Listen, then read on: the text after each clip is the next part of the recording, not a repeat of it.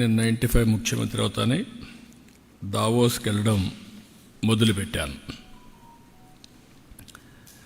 అయితే నేను దావోస్కి పోయినప్పుడు చాలా ఇబ్బందులు ఉండేవి మాకు. నేను హైదరాబాద్ అంటే ఏ హైదరాబాద్ అని అడిగేవాళ్ళు. పాకిస్తాన్లో ఉన్న హైదరాబాదా, ఇది ఎక్కడ హైదరాబాద్ అని అడిగేవాళ్ళు. నన్ను గురించి నేను ఇంట్రడక్షన్ చెప్పుకునేవాడిని, లేదు నేను హైదరాబాద్ నుంచి వచ్చానని. హైదరాబాద్కి రావాలంటే మీరు ఎక్కడ తెల్లవారు లేసి హైదరాబాద్కి వచ్చి బిజినెస్ చేసి మళ్ళీ వెళ్ళండి, మళ్ళీ రాత్రి బాంబేలో ఢిల్లీలో పడుకొని లేదా మిడ్ నైట్ ఫ్లైట్ క్యాచ్ చేసి వెళ్ళండి అని చెప్పేవాడిని. అయితే మేము అక్కడే ఇన్వెస్ట్మెంట్ పెట్టచ్చు కదా, మీ ప్లేస్కి ఎందుకు రావాలనేవాళ్ళు. That was the beginning. అదే మరిగా దావోస్కి రావడానికి ఇండియాలో పాలిటీషియన్స్ ఎవరు ఇష్టపడేవాళ్ళు కాదు. ఒక మిత్ ఉండేది, దావోస్ అంటే రిచ్ పీపుల్ ప్లేస్, డబ్బులుండేవాళ్ళంతా సమావేశం అవుతారు కాబట్టి మనం కూడా వెళితే ప్రో రిచ్ ఇమేజ్ వచ్చి ఓట్లు పడవనేది ఒక మిత్ అనమాట. దాంతో ఎవరు వచ్చేవాళ్ళు కాదు. నేను వెళ్ళిన తర్వాత స్లోగా ఎస్ఎం కృష్ణ వచ్చాడు. మొట్టమొదటిగా ఎస్ఎం కృష్ణ గారు నాకు పోటీ ఉండేది దావోస్లో. ఆయన బెంగళూరు గురించి గొప్పగా చెప్పేవాడు, నేను హైదరాబాద్ గురించి దానికంటే ఎక్కువ చెప్పేవాడిని. ఆయన దాని మీద హైదరాబాద్లో ఏముంది అనేవాడు. ఏముందో మీరే చూస్తారులే, it is the matter of time అనేవాడిని. ఒక 2-3 ఏళ్ళు అయిన తర్వాత ఎస్ఎం కృష్ణ గారు కాంప్రమైజ్ ఒక మీటింగ్లో చెప్పాడు, మా కొలీగ్ ఆంధ్ర సీఎంతో నాకు పోటీ లేదు, ఇప్పుడు ఇద్దరం కలిసి పనిచేస్తామని. అంత మునుపు కాదని చెప్పిన వ్యక్తి, అంటే కన్సిస్టెంట్గా ఫైట్ చేస్తే ఏమవుతుందో దానికి proof of concept today Hyderabad. నిన్ను కూడా బిల్ గేట్స్ మాట్లాడుతూ మాట అన్నాడు, ఇప్పుడు యు ఆర్ ప్రమోటింగ్ ఆంధ్రప్రదేశ్ కదా అన్నాడు ఆయన. ఒకప్పుడు హైదరాబాద్ని ఇచ్చేసావు, హైదరాబాద్ పేరు కూడా చెప్పాడు. అంటే నేను అన్నాను, ఎస్ హైదరాబాద్ అనేది ఉంది, తెలుగు జాతి అక్కడ ఉంటారు, అక్కడ ఉండే వాళ్ళు ఎంజాయ్ చేస్తారు. I'm promoting Andhra Pradesh because people elected me అని చెప్పా. అంటే ఇవన్నీ ఎందుకు చెప్తున్నానంటే, ఇప్పుడు 4వ ముఖ్యమంత్రి అయిన తర్వాత మళ్ళీ నేను కొత్త బ్రాండ్ని ప్రమోట్ చేయాల్సి వస్తూ ఉంది.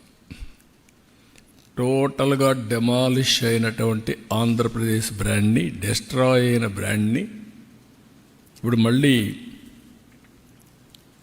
ఇండియాలోనే కాకుండా ప్రపంచం మొత్తం కాదు, మేము ఉన్నాం, మీరు రండి, మేము అన్ని విధాలా సహకరిస్తాం అని చెప్పే పరిస్థితికి వచ్చింది. దాన్ని ఎడ్యుకేట్ చేయడానికి ఎన్ని ఫోరమ్స్ ఉంటే అన్ని ఫోరమ్స్ ఉపయోగించుకుంటున్నాను.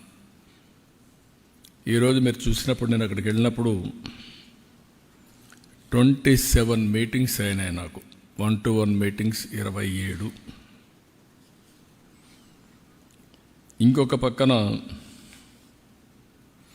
4 రౌండ్ టేబుల్ కాన్ఫరెన్స్ అయినాయి,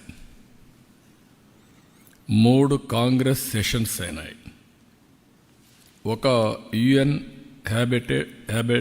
habitat bilateral with United Nations under secretary ఒక మీటింగ్ అయింది. కాంగ్రెస్ సెషన్లో 3 subject which are all very relevant. Energy transition, where public policy meets private goals ఒక సబ్జెక్ట్. ఇప్పుడంతా కూడా ప్రపంచం మొత్తం మీరు చూస్తే ఏఐ, గ్రీన్ ఎనర్జీ ప్రపంచం అంతా కూడా మారుమోగే పరిస్థితి ఉంది. రెండోది కంట్రీ స్ట్రాటజిక్ డైలాగ్స్.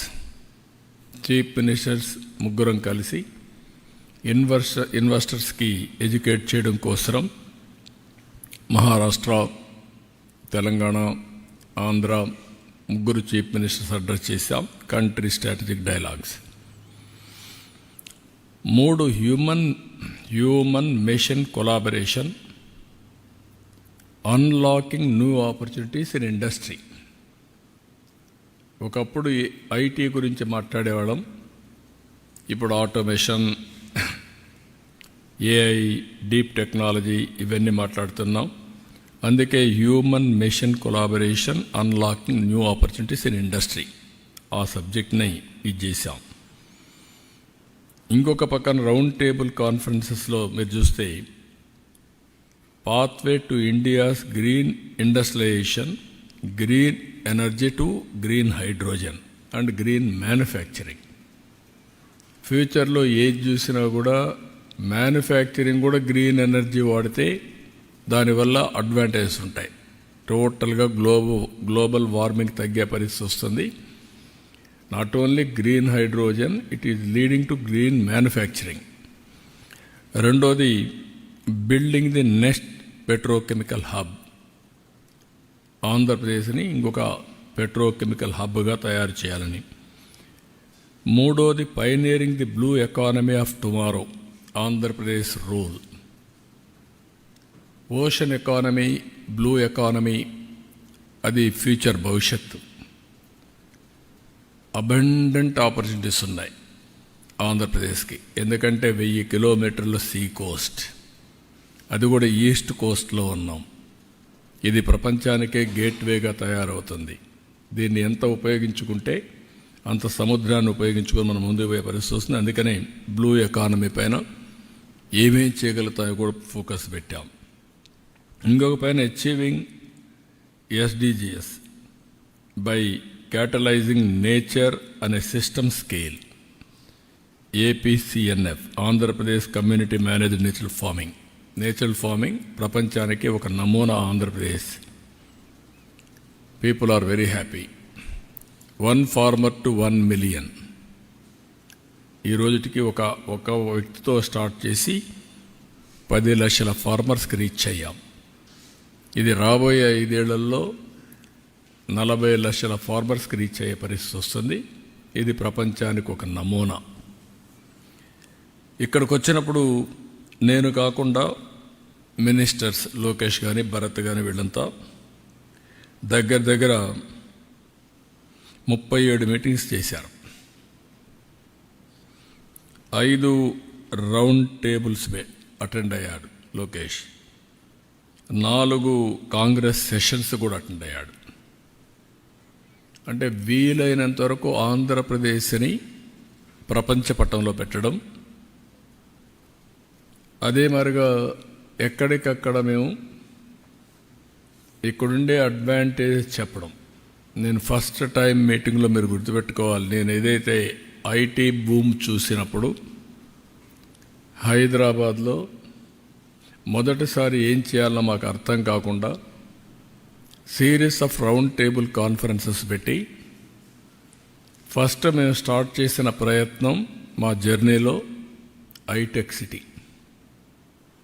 అది కూడా 2 ఏళ్లని నెగోషియేట్ చేసి 14 నెలల్లో కట్టించాం. L and T one of the best monument కట్టారు. ఇప్పుడు కూడా ఐటీ అంటే ఐటెక్ సిటీ అనేది మొత్తం వచ్చింది. ఇప్పుడు ఐటీ అంటే సైబరాబాద్ కూడా ఒక నగరమే నిర్మాణం చేశాం.